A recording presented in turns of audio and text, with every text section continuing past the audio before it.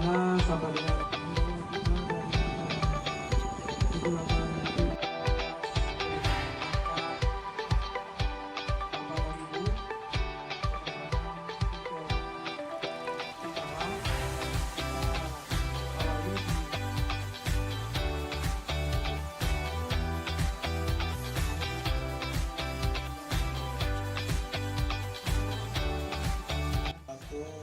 usaha yang digagas oleh desa dalam bentuk BUMDes, yang ini adalah merupakan sebuah kehadiran PKH ini.